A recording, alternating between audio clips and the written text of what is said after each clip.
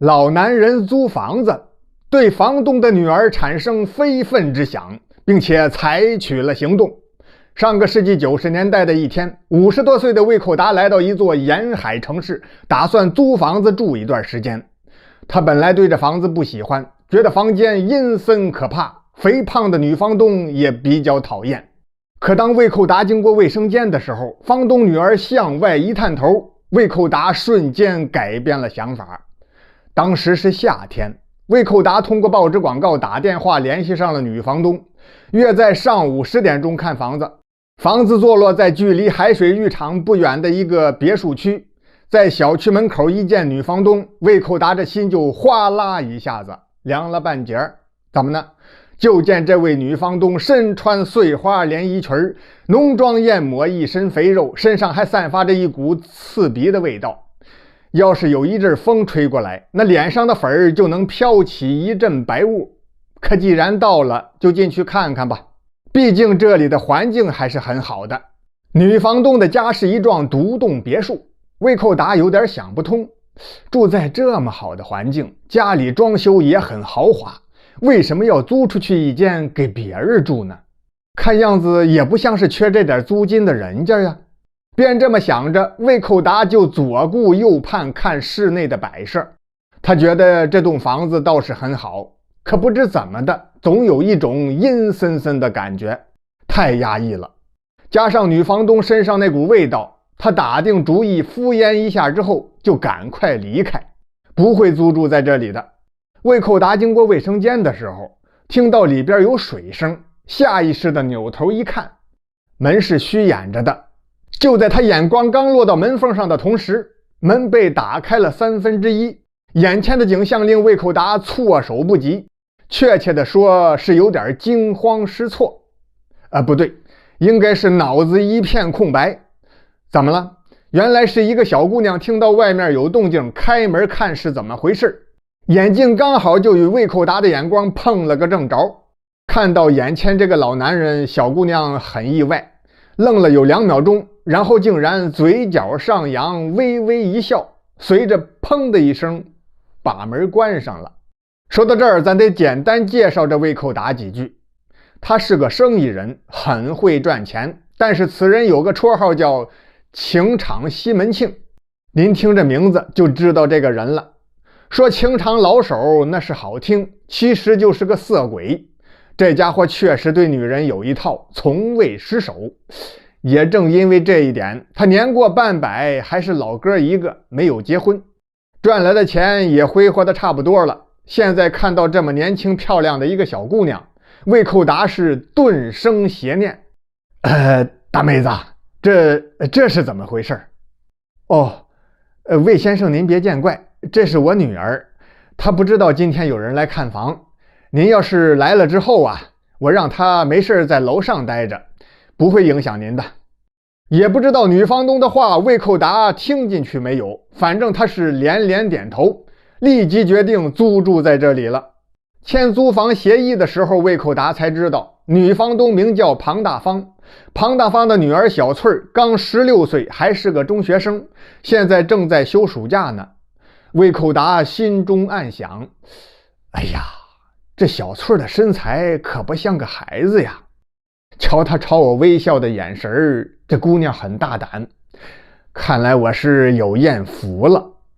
魏寇达可真是色迷了心窍，完全没有意识到大祸马上就要临头了。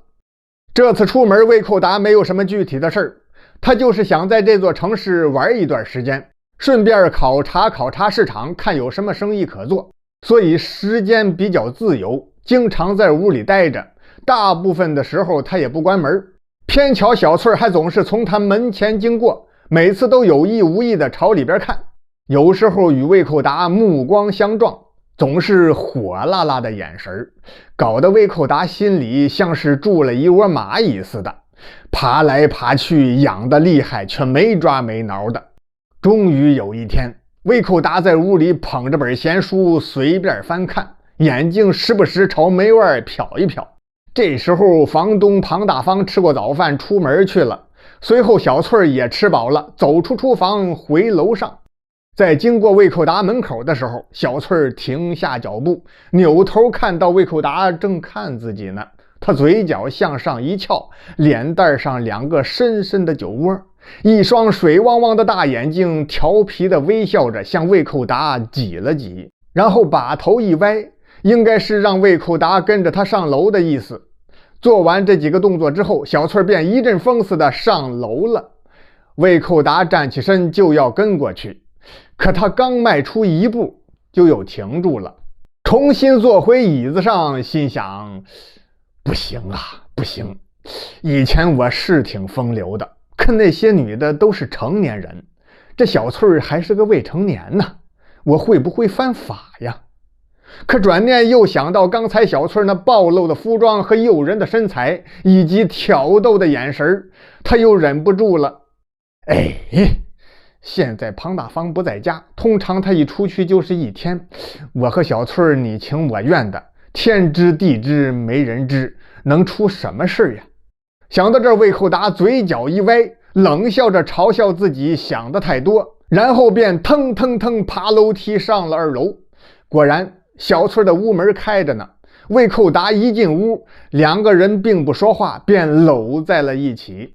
魏寇达想的还挺周到，没忘记用脚后跟把门给关上了。